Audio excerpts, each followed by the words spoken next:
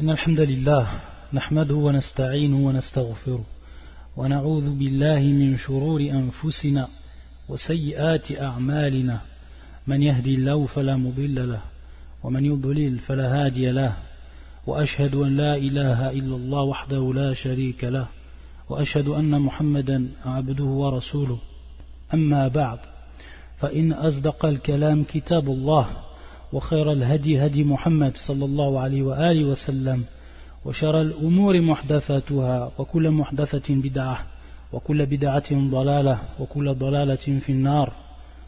إخوة الكرام, assalamu alaikum wa rahmatullahi wa barakatuh. On continue inshallah ta'ala l'explication en langue française du livre intitulé Min Kunuz al-Qur'an al-Karim, parmi les trésors du Saint-Coran, du grand savant Abdel Muhsin al-Abbad al-Badr, hafidhahullah ta'ala. Aujourd'hui, on va étudier un passage de Surat al-Dhariyat.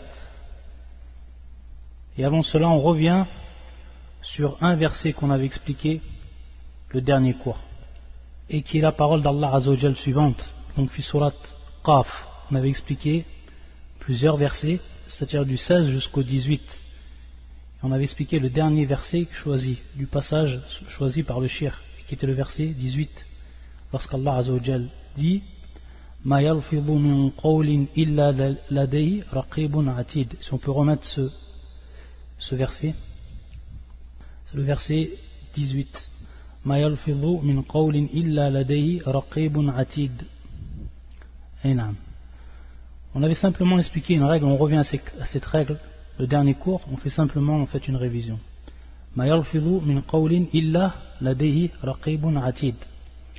Le shir il avait expliqué ici pour choisir un des avis des savants. On avait vu que le terme employé ici c'est qawl. Donc on comprend bien sûr, lorsqu'on revient à la traduction, on ne prononce pas une parole sans avoir auprès de lui un observateur prêt à l'inscrire. Donc on a vu que c'était les anges qui inscrivaient les bonnes et également les mauvaises actions. Donc les savants ont divergé pour savoir quel est le type de parole qui est inscrit. Est-ce que ce sont en fait les paroles et même de façon plus générale les actes, parce que le shir il avait parlé d'actes, donc c'est encore bien plus général encore. Lorsqu'on dit acte, c'est encore plus général que simple parole. Donc est-ce qu'on écrit, est-ce que les anges ils écrivent, celui qui est à droite, celui qui est à gauche, est-ce qu'ils écrivent les actes qui engendrent une bonne récompense ou qui engendrent un châtiment, simplement, sans donc écrire ce qui est permis, c'est-à-dire l'amal al-jaï, ce qui est permis et qui donc n'a pas de récompense et n'a pas également de châtiment. Donc on a vu qu'il y avait une différence ou une divergence entre les savants à partir de là, et que certains savants donc voyaient qu'on écrivait toute chose, et plus particulièrement tout ce qui sort de la bouche de l'homme. Même on avait dit jusqu'au gémissement et la plainte durant la maladie. Ça c'est un avis des savants. Donc toute chose est écrite. Et bien sûr, l'autre avis c'était qu'il écrit simplement al-amal de façon générale, ou la parole qui va engendrer soit une récompense ou soit un châtiment.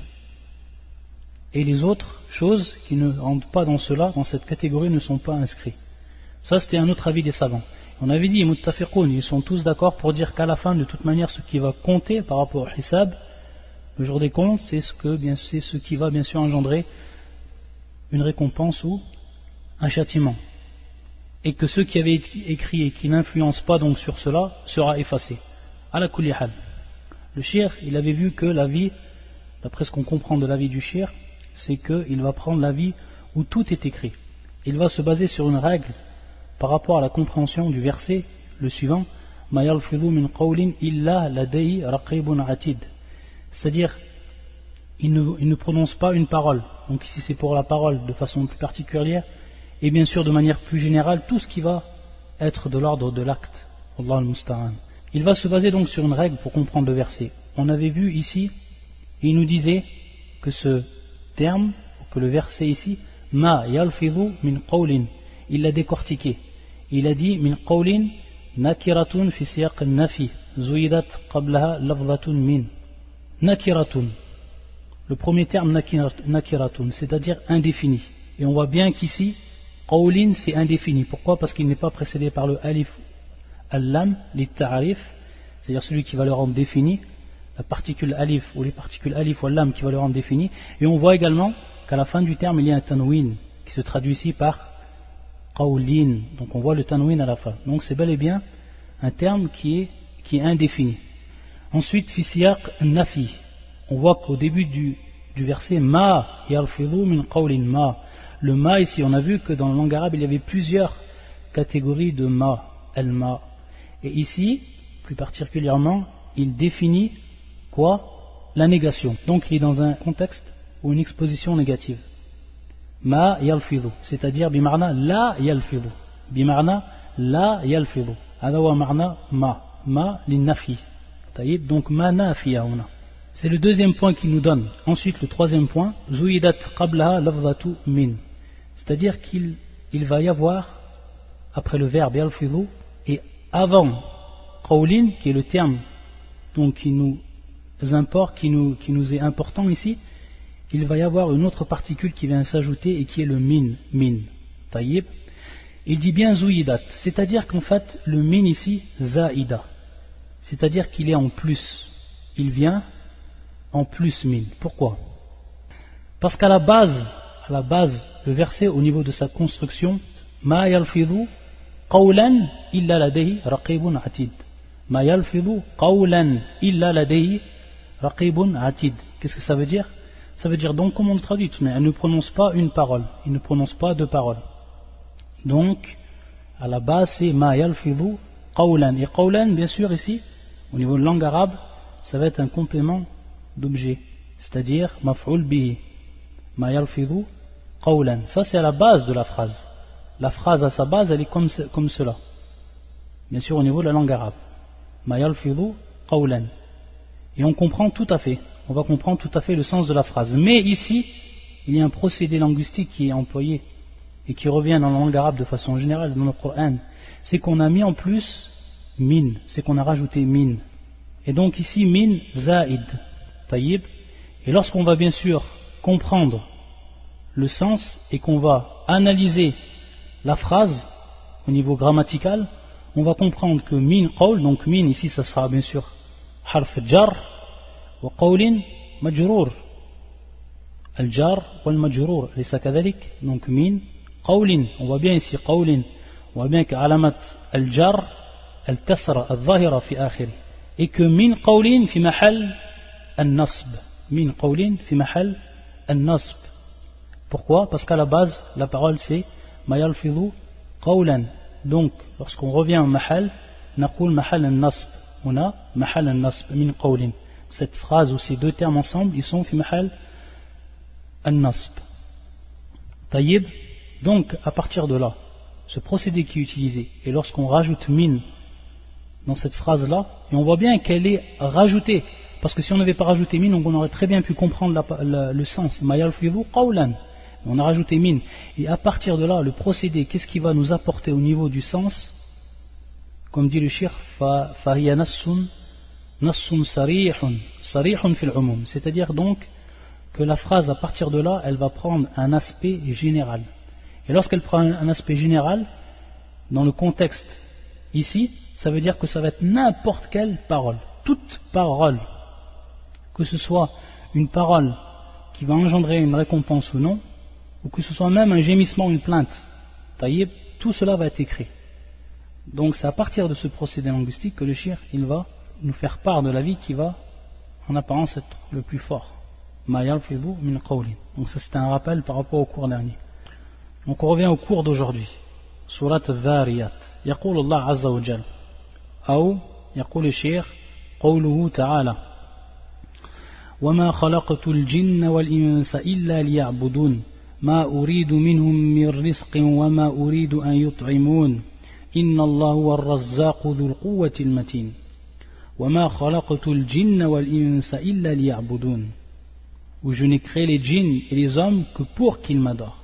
وما خلقت الجن والإنس إلا ليعبدون ما أريد منهم من رزق وما أريد أن يطعمون. Je ne cherche pas d'eux une subsistance et je ne veux pas qu'ils me nourrissent. ما أريد منهم من رزق وما أريد أن يطعمون إن الله هو الرزاق ذو القوة المتين إن الله هو الرزاق ذو القوة المتين. En vérité, c'est Allah qui est le grand pourvoyeur, le détenteur de la force inébranlable. Donc ça, c'est le verset 56 et 58 de Surat Al-Dhariyat. يقول الشيخ بين الله عز وجل في هذه الآية أنه خلق الجن والإنس لعبادته وحده لا شريك له أي لأمرهم ونهيهم ومن أطاعوا أثابه ومن عصوا عاقبه وأنه سبحانه وتعالى الغني عنهم وهم الفقراء إليه كما قال عز وجل يا أيها الناس أنتم الفقراء إلى الله والله هو الغني الحميد. Ça c'est fait Surat Fatir et c'est le verset 15. Donc le shir, il nous dit dans ce verset qu'Allah Azzawajal met en évidence qu'il a créé les hommes et qu'il a créé également avant les djinns. On voit ici, et le shir va revenir par rapport à cela, que le premier terme employé ici c'est al-jinn et le deuxième terme al-ins. Al-jinn ou al-ins, uniquement pour son adoration. Lui seul, Allah subhanahu wa ta'ala, sans aucun associé. C'est-à-dire donc pour ses ordres et pour ses interdictions. On va revenir également à la compréhension du verset. On va voir que le verset, il a une compréhension qui est bien précise et que les savants à partir de là ont divergé. C'est-à-dire dans le verset, le premier verset, وَمَا خَلَقْتُ الْجِنَّ وَالْإِنسَ إِلَّا لِيَعْبُدُونَ. Et ensuite, bien sûr, ce qui est évident, c'est que celui donc qui va suivre Allah Azza wa Jal dans cela, dans ses ordres et dans ses interdictions, alors il aura la récompense. Et celui qui fait acte de désobéissance par rapport à cela, alors il aura un châtiment. Sa rétribution sera un châtiment. Et qu'Allah subhanahu wa ta'ala, pureté à Allah Azza wa Jal, c'est lui le riche. Il est riche de ses créatures. Il n'a besoin en aucun cas de ses créatures. Et que les créatures tous ont besoin de lui. Tous ont besoin de lui, ils sont pauvres devant lui. C'est pour ça ensuite qu'il avait cité un verset qui va dans le même sens. Donc ici, tafsir al-Qur'an bil-Qur'an, l'explication du Qur'an par le Qur'an. Ya ayyuhan nas, ya ayyuhan nas antumul fuqara'u ila Allah, wallahu wal-ghaniyul hamid. Ô homme, vous êtes les indigents ayant besoin d'Allah, et c'est Allah, lui, qui se dispense de tout, et il est le digne de louange. Taïb. À partir de là, et ensuite, le shir, il cite également un autre verset qui va également dans ce sens, et qui est le verset fait Surat Al-An'am, qui est le verset 14. قُلْ أَغَيْرَ اللَّهِ أَتَّخِذُ وَلِيًّا فَاطِرِ السَّمَاوَاتِ وَالْأَرْضِ وَهُوَ يُطْعِمُ وَلَا يُطْعَمُ. Dis, devrais-je prendre pour allier autre qu'Allah, le créateur des cieux et de la terre? C'est lui qui nourrit, et personne ne le nourrit. On va revenir également sur ce verset. Qu'est-ce qu'il nous dit? Le cheikh va nous rapporter la parole de l'imam Al-Qurtubi dans son tafsir. Il dit, et donc maintenant il va revenir à l'explication du premier verset, comme on l'a dit. وَمَا خَلَقْتُ الْجِنَّ وَالْإِنسَ إِلَّا لِيَعْبُدُونَ. Comment on va comprendre ce verset? يقول قيل إن هذا خاص في من سبق في علم الله أنه يعبده فجاء بلفظ العموم ومعناه الخصوص المعنى وما خلقت أهل السعادة من الجن والإنس إلا ليوحدون. Ça c'est l'avis de l'imam Al-Qurtubi, ou plutôt il va rappeler un des avis qui a été donné l'imam Al-Qurtubi. Il va rappeler un des avis qui a été donné lorsqu'il dit dans son tafsir qil, c'est-à-dire on a dit, à partir de l'explication ou le sens de ce verset. Il nous dit, pour bien comprendre le verset, lorsqu'on revient au verset وَمَا خَلَقْتُ الْجِنَّ وَالْإِنسَ إِلَّا لِيَعْبُدُونَ, c'est-à-dire je n'ai créé les djinns et les hommes que pour qu'ils m'adorent. Taïb, Allah Azza wa Jalla a créé uniquement les djinns et les hommes pour qu'ils l'adorent. Taïb, est-ce qu'on voit maintenant des gens qui adorent Allah Azza wa Jalla et des djinns qui adorent Allah Azza wa Jalla? Naam. Est-ce qu'on voit des gens et des djinns qui n'adorent pas Allah Azza wa Jalla? Naam. هذا هو الواقع. هذا هو الواقع. هذا الذي نشاهد.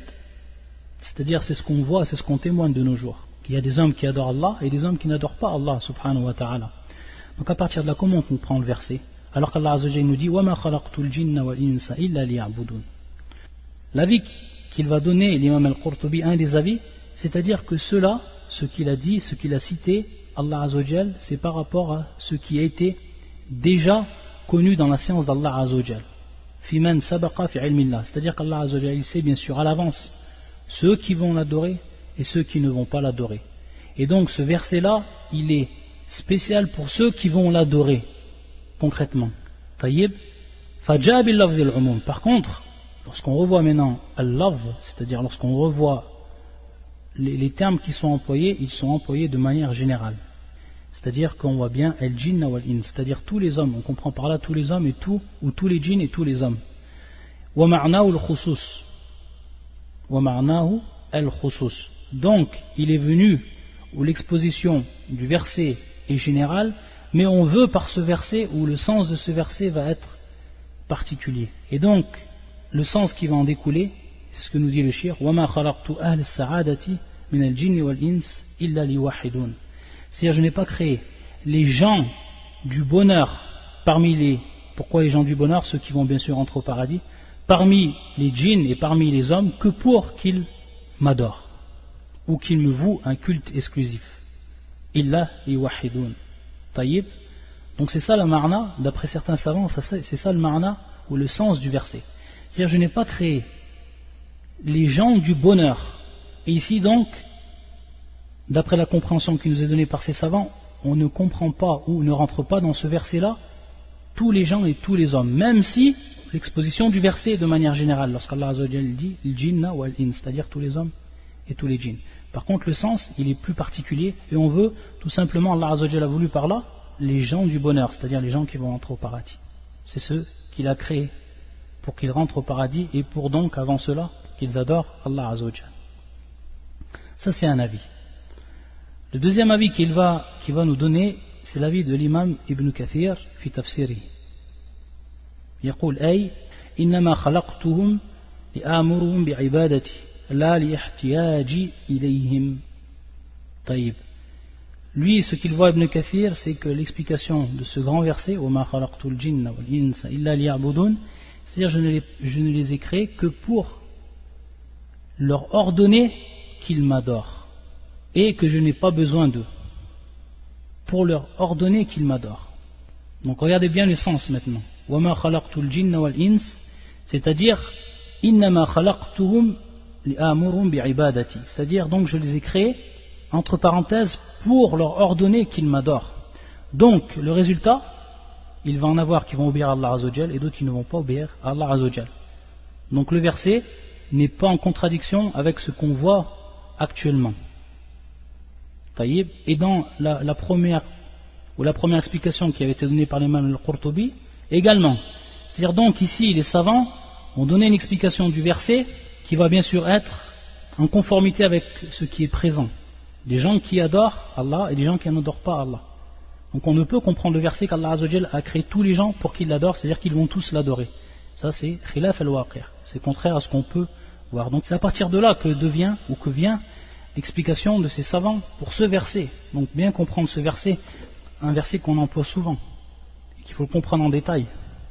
Et ensuite il va nous donner un autre avis, et qui va être l'avis le plus fort, ou un avis qui est très précis. C'est pour ça qu'il va rapporter la parole de son shir, qui est Shir Muhammad al-Amin al-Shanqiti, dans son livre, bien entendu, Abwa al-Bayan, dans son tafsir, Abwa al-Bayan. Il dit وَالتَّحْقِيقُ إِنْ شَاءَ اللَّهِ في معنى هذه الآية الكريمة إلا ليعبدون أي إلا لآمرهم بعبادتي وأبتليهم أي أختبرهم بالتكاليف ثم أجازيهم على أعمالهم إن خيرا فخير وإن شرا فشر. وإنما قلنا إن هذا هو التحقيق في معنى الآية لأنه تدل عليه آية محكمات من كتاب الله فقد صرح تعالى في آية من كتابه أنه خلقهم ليبتليهم أيهم أحسن عملا وأنه خلقهم ليجزيهم بأعمالهم. Et ensuite il va nous citer plusieurs versets, on va revenir sur ces versets. Donc le shir lui il voit ici que la définition ou que le sens exact du verset illa liya'budun, donc il va revenir ici au sens illa liya'budun, c'est-à-dire sauf pour que je leur oblige ou que je leur ordonne de m'adorer, et donc il rajoute ici le shir, et que je les éprouve, c'est-à-dire qu'il va les éprouver, Allah Azza wa Jal, et il va les tester par ce qu'il leur a ordonné de manière générale. et qui va rentrer bien sûr dans l'adoration. Et ensuite, à partir de là, il va les récompenser ou va les rétribuer suivant leur action. Si c'est un bien, alors ce sera un bien, et si c'est un mal, alors ce sera un mal. Et le shirk, pourquoi il revient à il va choisir cette explication.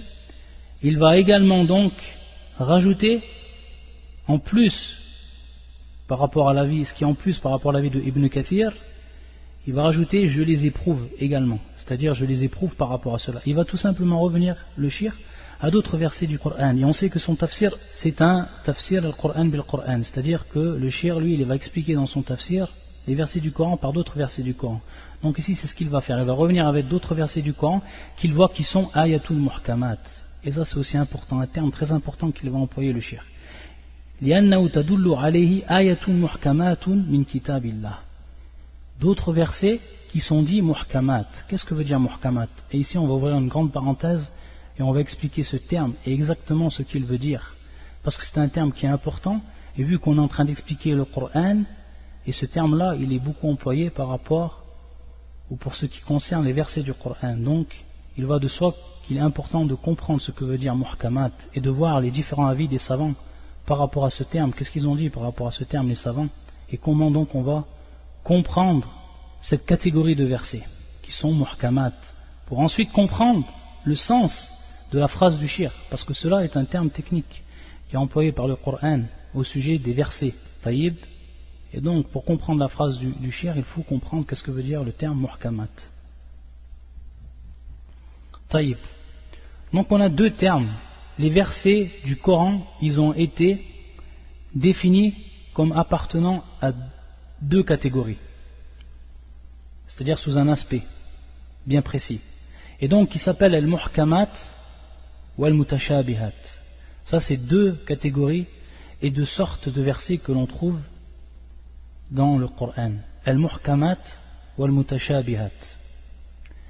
Dans un premier temps, il faut savoir que le terme muhkam, par rapport au verset du Coran, il a un sens qui est général. Kadhalik, le terme mutashabih, il a un sens qui est également général dans le Coran. Et lorsqu'on dit qu'il a un sens général, c'est-à-dire que tous les versets ont été désignés dans le Coran comme étant muhkamat, et que tous les versets également ont été désignés comme étant mutashabihat. Mais dans ce sens-là, un sens général, la preuve de cela, c'est qu'Allah Azza wa Jalla dit dans son livre Kitabun uhkimat ayatuhu. Kitabun uhkimat ayatuhu. Donc le verbe ici, uhkimat, et donc on va revenir bien sûr au terme al-muhkam. Donc à la base c'est le verbe, et qui est employé ici. Kitabun uhkimat ayatuhu. Et lorsqu'on revient à la traduction, ça c'est fi surat Hud. Ce verset-là c'est fi surat Hud, et c'est le premier verset. Kitabun uhkimat ayatuhu. C'est un livre dont les versets sont parfaits, en style et en sens. C'est comme ça qu'ils l'ont traduit. Donc ici, le terme uhkimat, ça veut dire يعني الكتاب المتقن الذي أو نعم المتقن الذي لا يتطرق إليه الخلل لا يتطرق إليه الخلل, c'est-à-dire c'est un livre qui est parfait et dont aucune imperfection et aucun défaut n'est présent ou ne vient toucher ce livre-là. Aucune imperfection, aucun défaut ne vient toucher ce livre-là. C'est ici dans ce sens que tous les versets du Coran sont considérés comme muhkamat, dans ce sens-là, et qui prend ainsi un sens qui est tout à fait général.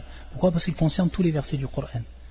Donc c'est un livre dont les versets sont parfaits, quant à leur sens et quant à leur style. Tous les versets du Coran, donc, vu que c'est la parole d'Allah Azza wa Jalla, sont comme cela. Et donc, ce sont tous, dans ce sens-là, muhkamat. Uhkimat ayatu.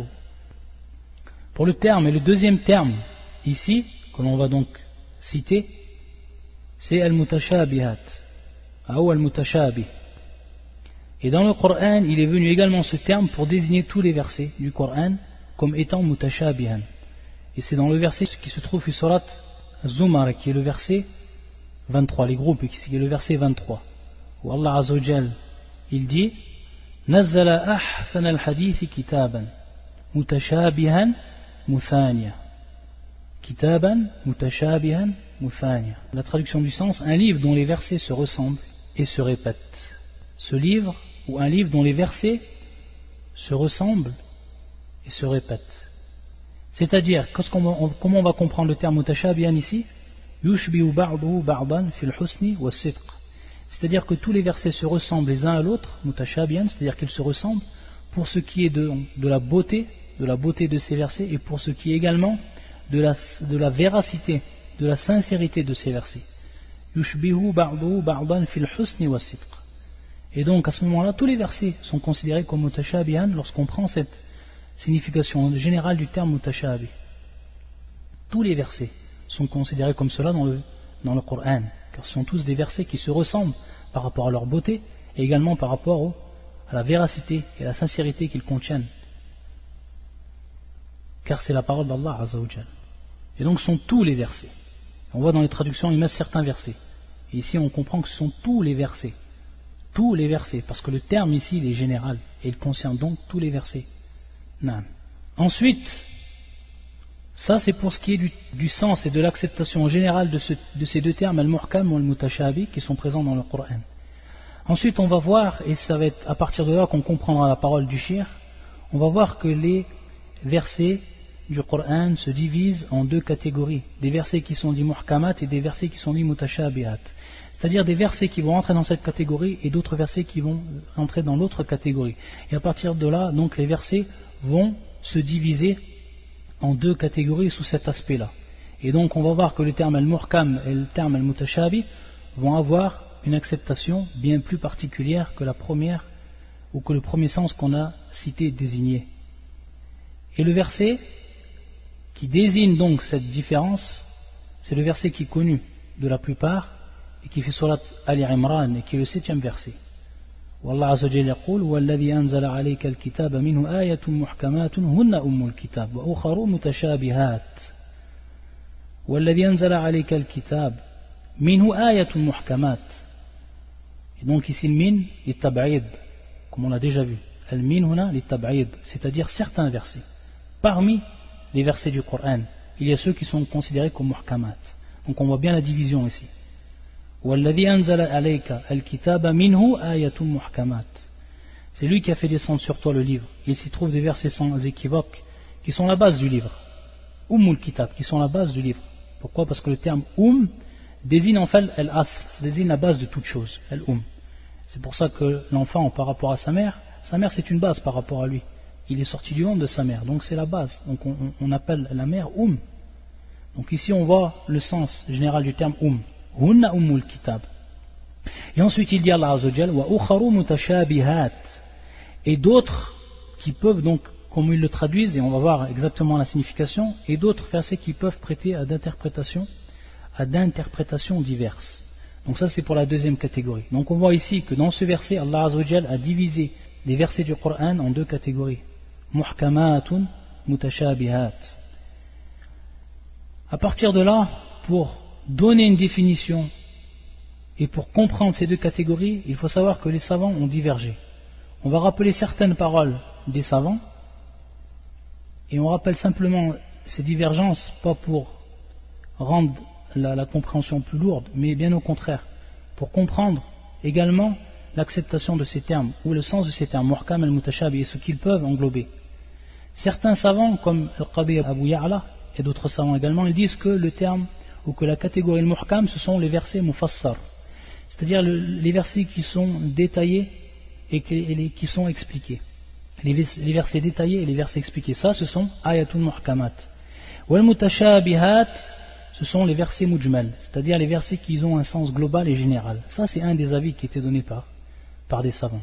Donc le premier, al-muhkamat, détaillé, expliqué, et le deuxième, mujmal, c'est-à-dire les mutashabihat, mujmal, global et général.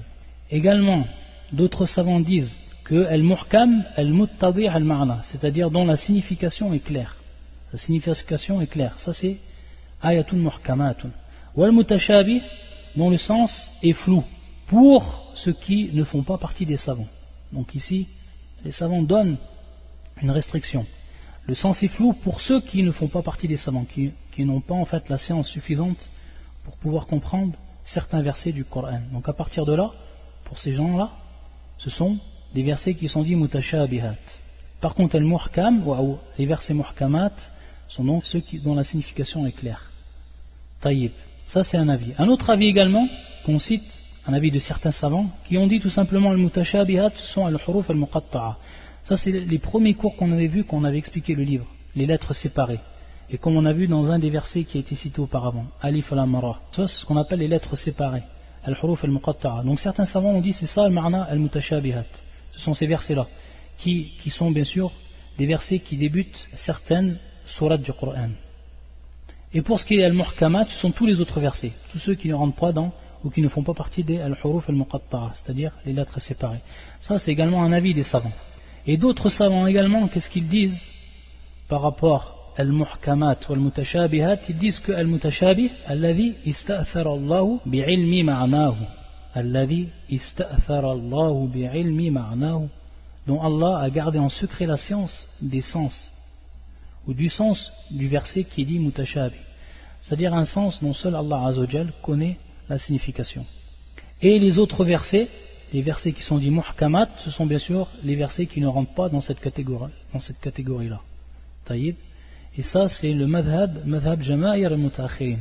Beaucoup de savants qui sont venus bien après, mais le sens qui est retenu par rapport à cela, et qui est un sens qui va revenir à certaines des explications qui ont été données, c'est que al-muhkam, c'est le verset dont le sens est clair et sans ambiguïté.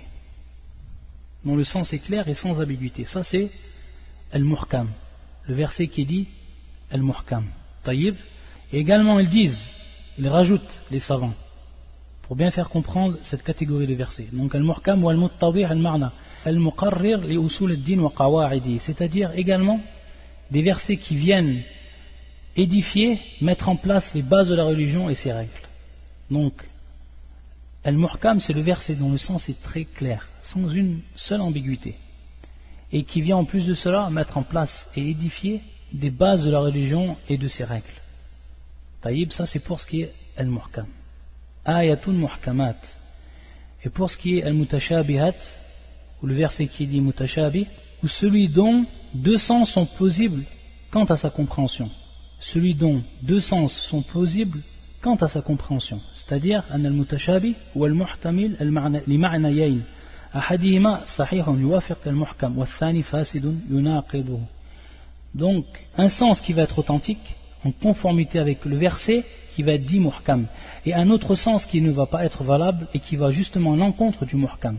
Donc on voit qu'al-mutashabih, c'est un verset, au départ, lorsqu'on regarde ce verset-là, qui peut comprendre deux sens. Donc deux sens sont plausibles quant à sa compréhension, quant à la compréhension du verset. Mais après, en regardant et en faisant revenir ce verset-là aux versets qui sont dits muhkamat, on va voir qu'il y a un sens qui est authentique, en conformité donc avec le premier style de verset, ceux qui ont un sens clair et qui ont mis en place les bases de la religion et ses règles, et un autre sens, le deuxième sens qui était plausible, mais qu'on va voir lorsqu'on les fait revenir aux muhkamat, qui ne sont pas valables et qui vont donc à l'encontre de cela. Et on sait que madhab ahli sunnati wal jama'a, c'est-à-dire la méthodologie employée dans la compréhension de ces versets-là, ceux qui sont dits muhkamat ou mutashabihat, et plus particulièrement al-mutashabihat, comme c'est connu, yaruddu la mutashabihat il al-muhkamat, c'est-à-dire que les savants, des gens de la sunna et du consensus, ils font revenir le verset qui est dit mutashabih, donc il y a une ambiguïté par rapport à son sens, c'est-à-dire à partir de là qui comprend deux sens, qui peut comprendre deux sens, mais un sens qui est en conformité avec le muhkam, et ensemble un sens qui n'est non valable. Donc ils font revenir ce verset-là, le mutashabihat, aux versets qui sont dits muhkamat. Et à partir de là, ils vont tout simplement retenir le sens qui est en conformité avec al-muhkamat. Ça c'est le madhab al-sunnati wal jama'a, et c'est très très important à comprendre. Très important à comprendre. Parce que combien de gens de l'innovation, ils disent avoir des preuves. Ils disent non, on a des preuves du Coran par rapport à ce qu'on dit, pour appuyer leur innovation. Mais lorsqu'on revient à ces preuves-là, on voit que c'est des preuves qui sont prises de versets na'am, des versets du Coran na'am, mais des versets qui sont dits mutashabihat. Et eux, ils vont prendre le sens justement qui est contraire au sens du verset qui va être dit muhkam. Et c'est pour ça qu'Allah Azza wa Jal, il dit فَأَمَّا الَّذِينَ فِي قُلُوبِهِمْ زَيْغٌ فَيَتَّبِعُونَ مَا تَشَابَهَ مِنْهُ ابْتِغَاءَ الْفِتْنَةِ وَابْتِغَاءَ تَأْوِيلِهِ. Et c'est pour cela donc qu'Allah Azza wa Jal dit ensuite, les gens qui ont au cœur une inclinaison vers l'égarement mettent l'accent sur les versets qui sont équivoques, c'est-à-dire al-mutashabihat. Ma tashabaha minhu, on revoit le terme employé par Allah Azza wa Jal. Donc al-mutashabihat, tayyib, ils mettent l'accent sur cela. Ils reviennent sur ces versets-là et ils vont prendre le sens qui est contraire, qui est facile, yunaqib al-muhkam, qui est contraire donc à ce qui est dit, ou le verset qui est dit muhkam. Et donc à partir de là, ils mettent en place leurs règles et ils mettent en place leur innovation sur des versets de ce style. Et donc on voit hadha batil wa la khilaf min ajali sunnati wal jama'a. On voit bien que c'est le contraire de la méthodologie des gens de l'innovation par rapport à la compréhension de ces styles de versets. Wallah al-musta'an. Et pour citer un exemple de ce qui a été pris comme verset dit donc mutashabihat, dans certains tafsirs, al-mufassirun, c'est-à-dire les gens du tafsir, ils ont rapporté une histoire qui est arrivée avec le prophète sallallahu et les chrétiens de Najran, d'une contrée qui s'appelle Najran, qui sont venus voir le prophète sallallahu par rapport à l'islam, c'est-à-dire pour savoir par rapport à l'islam. Et en fait, eux, ils ont eu connaissance de certains versets du Coran. Et parmi ces versets, le verset suivant, فَنَفَخْنَا فِيهِ مِنْ رُوحِنَا, c'est-à-dire lorsqu'Allah Azza wa Jal, il parle de Isa, il dit فَنَفَخْنَا فِيهِ مِنْ رُوحِنَا, c'est-à-dire nous y insufflâmes alors de notre esprit. De notre esprit, comme ça ils vont traduire. Ça fait surat al-Tahrim, et c'est le verset 12. Surat al-Tahrim, l'interdiction, et c'est le verset 12. فَنَفَخْنَا فِيهِ مِنْ رُوحِنَا. Et donc vous savez que Isa, il a été créé bien entendu sans père. Et ça c'est une preuve qu'Allah Azza wa Jal, il est capable de tout. Il est capable de créer un être à partir d'un père et d'une mère, et d'un être à partir d'une mère sans père. Taïb. Et donc lorsqu'ils sont venus voir le prophète sallam, et ils ont vu que dans le Coran il n'y avait pas de contradiction avec leur croyance, la croyance qui était de dire que Jésus est le fils de Dieu. Ta'ala Allah amma yaqulun. Et ça c'est important, et je le cite parce que pour la plupart des frères ils vivent entre les chrétiens, et ça peut être une chouboîte avec laquelle ils viennent. Taïb. Et donc on va voir comment nous on comprend le Coran. On va voir que la science ici également c'est très important. Lorsqu'ils sont venus vers le prophète sallam et qu'ils ont cité ce verset, ils ont dit tout simplement qu'il n'y a aucune contradiction. Donc que notre croyance, on est déjà donc musulman, dans ce sens qu'on est déjà musulman, parce qu'on a bel et bien cru à partir de ce verset-là que Jésus est le fils de Dieu. Ta'ala Allah amma yaqulun. Fanafakhna fihi min ruhina. Nous y insufflâmes alors de notre esprit. Comment ils ont compris le verset? Et c'est un verset qui peut, pour la personne qui ne comprend ou qui n'a pas eu de base au niveau de la croyance, qui peut comprendre, en revenant donc au sens linguistique du verset, on peut comprendre fanafakhna fihi min ruhina, c'est-à-dire min ruhina, c'est-à-dire de notre esprit. Et de notre esprit ici, min bab, al min, ici on revoit encore l'explication qu'on avait déjà donnée par rapport à une des catégories du min. On a vu que min il a plusieurs significations. Et parmi les significations qui sont données par les savants, min, les tab'id, c'est-à-dire de part ou parmi notre esprit, de parmi notre esprit, c'est-à-dire une partie de notre esprit, une partie de notre esprit.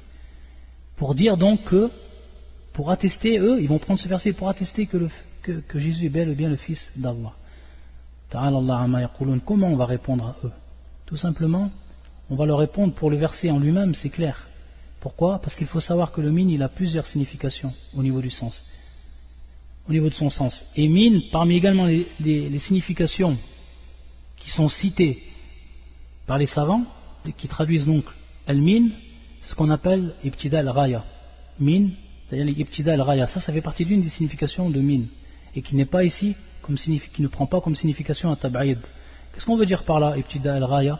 Lorsque tu dis kharajtu min bayti ila al-masjidi, kharajtu min bayti ila al-masjidi, lorsque tu dis je suis sorti de ma maison pour aller à la mosquée, donc kharajtu min bayti, c'est-à-dire à partir de ma maison pour aller jusqu'où? Ila al-majid, pour aller jusqu'à la mosquée. Ça c'est ce qu'on appelle min li ibtida al-ghaya. Taïb, Ça c'est une des significations du min. Et c'est la signification qui est employée ici. À partir de notre esprit, nous influons alors à partir de notre esprit. À partir de notre esprit. Et ça ne fait pas partie de notre esprit. À partir de notre esprit. Et ça ne fait pas partie de notre esprit. Donc il y a bien une différence entre les deux sens. Ça c'est la première chose. Également, par rapport al mufassirun, et ils sont tous d'accord par rapport à cela, min ruhina ar-ruh, c'est-à-dire Jibril alayhi salam. Jibril alayhi salam, qui est bien sûr cité comme étant ruh, comme étant l'esprit. Et on sait bien que c'est donc à partir de là Jibril qui est venu avec la parole d'Allah Azzawajal, et donc qu'il a insufflé dans Maryam, et qui à partir de là, donc à partir de la parole d'Allah Azzawajal, on voit bien ici le min, ibtida al-ghaya, qui à partir de la parole d'Allah Azzawajal, il a créé Isa. Et ce n'est pas une partie de la parole d'Allah. Autre verset, wa kalimatu alqaha ila Maryam, wa kalimatu alqaha ila Maryam, c'est-à-dire wa kalimatu, c'est-à-dire sa parole qu'il a placée dans Maryam, ila Maryam, alqaha ila Maryam, wa ruhu minhu. Et donc à partir de ce verset-là, on comprend que al-kalimat c'est kun, comme on le sait. Al-kalimat c'est kun, c'est-à-dire qu'Allah Azzawajal l'a créé par kun, soit.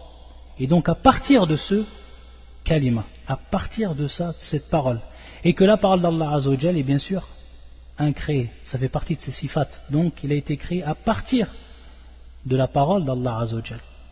Et on avait vu également à partir de là, narud alaman al-jahmiya, ceux qui ont dit que la parole d'Allah Azzawajal est créée. Ceux qui ont dit que la parole d'Allah Azzawajal est créée. Si la parole d'Allah Azzawajal a été créée, alors il n'y aura eu aucune différence entre la création de Isa et les autres hommes. Et narud al-nasara, c'est-à-dire qu'on réfute également, on réfute la croyance des chrétiens pour dire que al-kun, c'est-à-dire la parole d'Allah Azzawajal qui est kun, Isa il a été créé à partir d'elle. Il n'a pas été créé d'elle, c'est-à-dire qui fait partie de sa parole. Ou qui fait partie également ici dans le verset min ruhina, eux ils ont voulu les chrétiens, lorsqu'ils sont venus voir le prophète Sam, utiliser l'explication du verset comme tel. Donc ça c'est un verset qui va rentrer dans ce qui est mutashabihat, dans ce sens. Taïb. Et lorsqu'on revient à d'autres versets qui vont appuyer donc les bases de notre croyance, de la croyance du Coran, et qui sont muhkamat, et c'est qu'à partir de là donc on va ramener ce qui est mutashabihat ila al-muhkamat de façon claire, qu'Allah Azzawajal dit dans son Coran ma kana lillahi an yattakhidha walad subhana, c'est-à-dire Allah Azzawajal il n'incombe pas Allah Azzawajal, et Allah Azzawajal ne prend pas un enfant, pureté à lui. Ça c'est un verset muhkamat, aucune ambiguïté par rapport à sa compréhension, verset qui est clair et qui vient mettre une base dans la religion, c'est qu'Allah Azzawajal il est seul, il est l'unique, celui seul qu'on adore, et il ne peut avoir d'enfant. C'est-à-dire qu'Allah Azzawajal ne lui incombe pas qu'il prenne un enfant. Subhana, pureté à lui, subhanahu wa ta'ala. Donc ça c'est un verset qui est muhkam. Donc le verset فَنَفَخْنَا فِي مِنْ رُوحِنَا, on va tout de suite comprendre à partir de là qu'on va ramener le verset qui dit mutashabihat ila al-muhkamat, et on va comprendre donc ce verset que c'est bel et bien ici ce qui a été insufflé dans Maryam, ce n'est pas une partie d'Allah, ta'ala Allah an dhalik, mais c'est à partir donc du kalimat, à partir du mot d'Allah Azzawajal, wa kalimatu alqaha ila Maryam, à partir de son mot là. Taïb. Donc regardez comment on va comprendre et comment on va leur expliquer à ces gens-là l'erreur dans laquelle ils sont, et qu'ils sont donc raccrochés à des versets qui sont dits mutashabihat. Ils comprennent ce qu'ils veulent par rapport à ce verset, du moment où, au niveau linguistique, on peut en tirer profit. Taïb. Donc, ça c'est une chose qu'il faut bien comprendre. Et bien comprendre le minhaj al-sunnati wal-jama'a, la méthodologie de la sunna et du consensus pour ce qui est des versets mutashabihat et des versets muhkamat. Et c'est pour ça que certains savants disent al-kalima qui est kun, laysa al-kalimatu sarat Isa, walakin bil-kalimati sara Isa. C'est-à-dire ce n'est pas le mot qui est devenu Isa. Walakin bil-kalimati sara Isa. C'est-à-dire à partir de ce, on dit bien, à partir de, yani min, ibtida al-ghaya, c'est à partir de ce mot kun que Isa est devenu. C'est-à-dire qu'il a existé. Taïb. Ensuite, pour revenir à la fin de l'explication qui nous est donnée par le shir, donc on voit bien ici, en revenant à la parole de shir Muhammad al-Amin, لأنه تدل عليه آية محكمات, C'est-à-dire que l'explication illa liya'budun dans le verset wa ma khalaqtul jinna wal insa illa liya'budun, il va donc revenir lui à d'autres versets qui sont dits muhkamat et qui vont nous faire comprendre de manière évidente la signification du verset wa ma khalaqtul jinna wal insa illa liya'budun. Donc on comprend maintenant mieux ce terme qui est employé par le shir. Parmi les versets qu'il va prendre, kama fi awal surat Hud, c'est-à-dire dans les premiers versets de surat Hud, et qui est le verset suivant.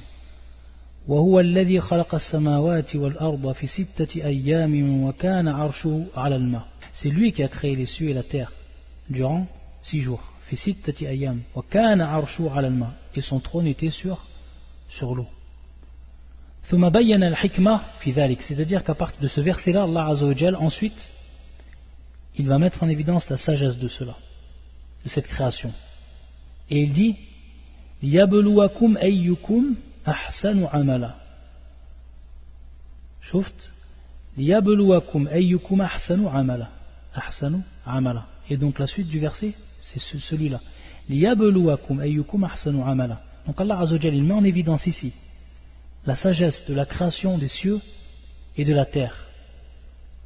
Taïb ليبلوكم أيكم أحسن عملا, c'est-à-dire afin d'éprouver lequel de vous agirait le mieux.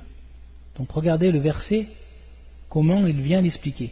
Donc on voit bien ici, si on revient donc au verset وَمَا خَلَقْتُ الْجِنَّ وَالْإِنسِ إِلَّا لِيَعْبُدُونَ, donc on voit bien ici que dans la signification vient يَبْلُوَكُمْ, comme ici c'est mis en évidence dans ce verset qui dit muhkam. Un autre verset qui nous cite, parce qu'il y en a plusieurs, il dit Allah Azza wa Jal, هذا في أول سورة الملك الذي خلق الموت والحياة ليبلوكم أيكم أحسن عملا. Celui donc qui a créé la mort et la vie afin de vous éprouver. Donc ici il y a la création de la mort et de la vie afin de quoi? De vous éprouver et de savoir qui de vous est le meilleur en œuvre. لِيَبْلُوَكُمْ أَيُّكُمْ أَحْسَنُ عَمَلًا. طيب. Donc on a vu le verset d'avant également la même parole. لِيَبْلُوَكُمْ أَيُّكُمْ أَحْسَنُ عَمَلًا.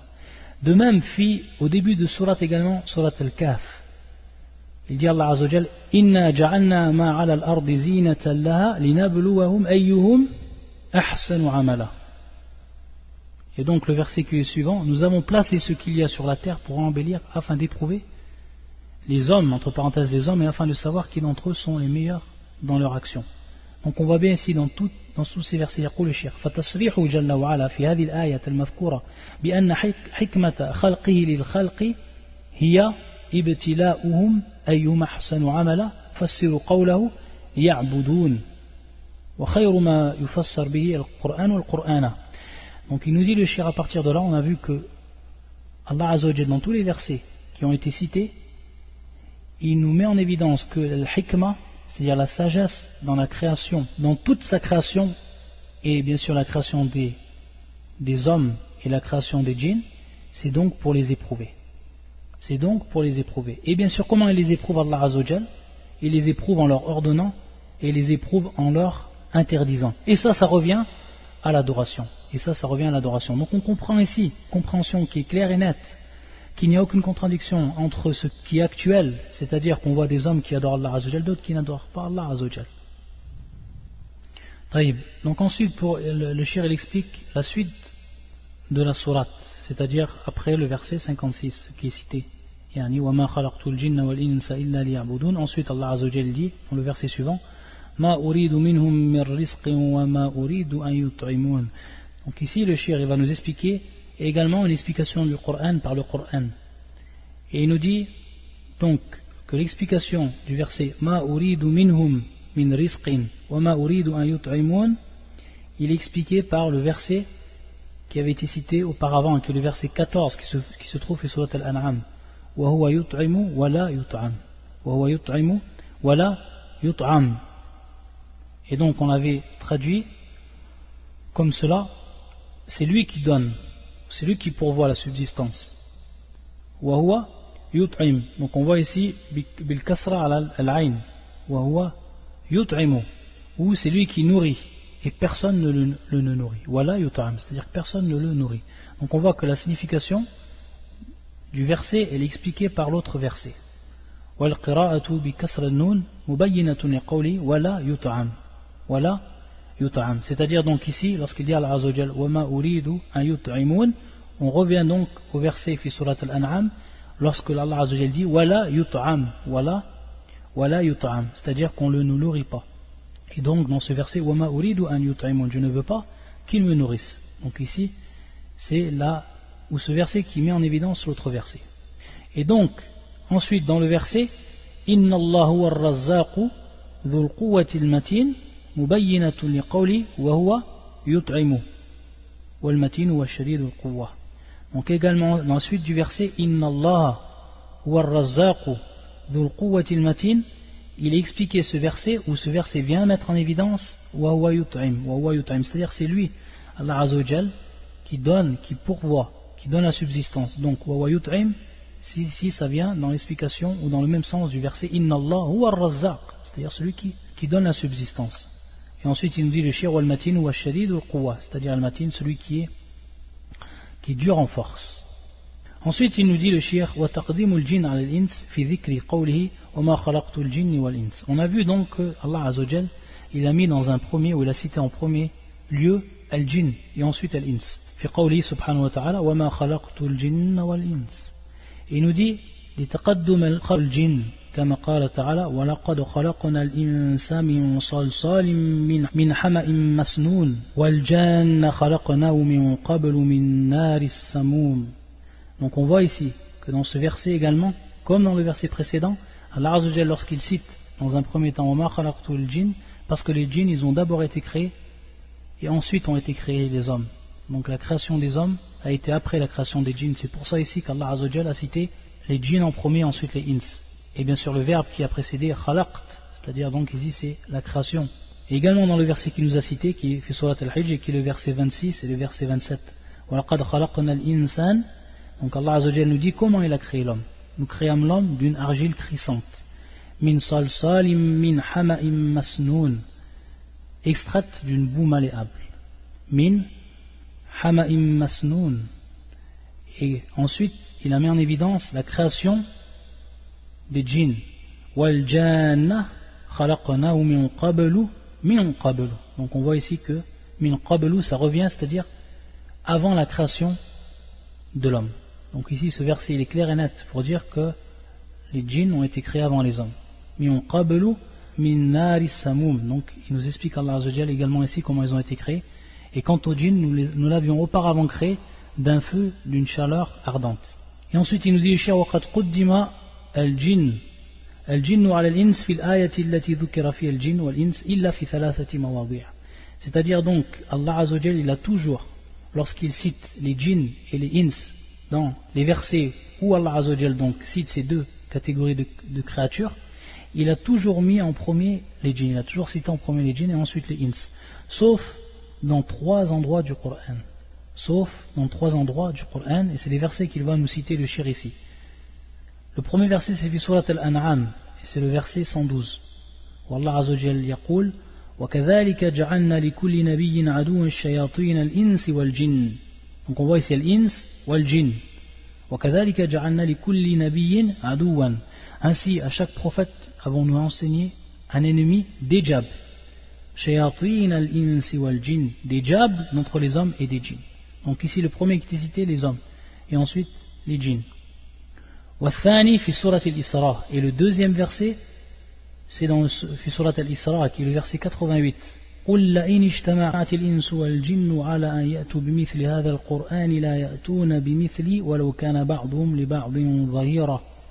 Dit même si les hommes et les djinns, donc ici لئن اجتمعت الإنس والجن, donc les hommes, citation des hommes et ensuite des djinns, s'unissaient pour produire quelque chose de semblable à ce Coran, ils ne sauraient produire rien de semblable même s'ils se soutenaient les uns les autres. Et ensuite le dernier verset qui est cité وَالثَّالِثُ فِي سُورَةِ الْجِنِّ في قوله donc في سورة الجن qui est le verset 5 وَأَنَّا ظَنَنَّا. Et nous pensions que ni les humains ni les djinns وَأَنَّا ظَنَنَّا أَن لَّن تَقُولَ الْإِنسُ وَالْجِنُّ عَلَى اللَّهِ كَذِبًا. Et nous pensions que ni les humains ni les djinns ne sauraient jamais proférer de mensonges contre Allah. Donc ici ins a été d'abord cité, ensuite le terme al-jinn. Et donc voilà pour l'explication de ce verset. Subhanakallahumma bihamdika ashhadu an la ilaha illa anta astaghfiruka wa atubu ilayk.